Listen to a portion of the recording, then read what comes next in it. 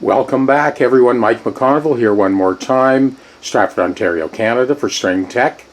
Got a few things going on today. We have this 856 CE Taylor for Mark.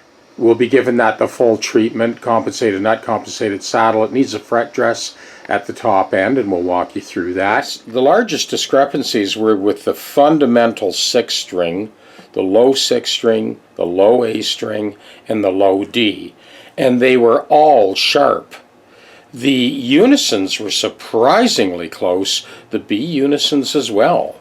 So what I'll do is I'm going to start by lowering the bass side of the saddle from underneath.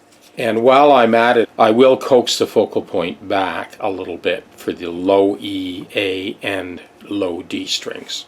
And then we're going to recheck. And I'm just heading out to ship this bridge slotting jig out to Richard Dubois Guitars in Austin, Texas. Another thing I wanted to show you, we have another Antonio Tsai guitar. This is the Vietnamese inlay magician. Look at the fingerboard on this, the entire body. There's no plastic in this. This is all the real deal. It's all abalone.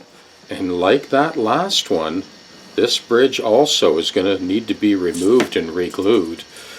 Luckily, we caught that saddle before it tipped completely and split the bridge, so that will be addressed as well. Frets have to come out. It's almost the identical job to that last one. This is what happened. You get a spectacular guitar like this, but it's built in Vietnam, which is essentially like a tropical climate.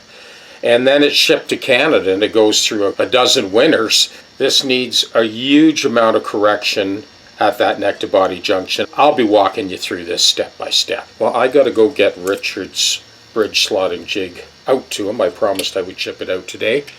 And we'll be back later. Cheers.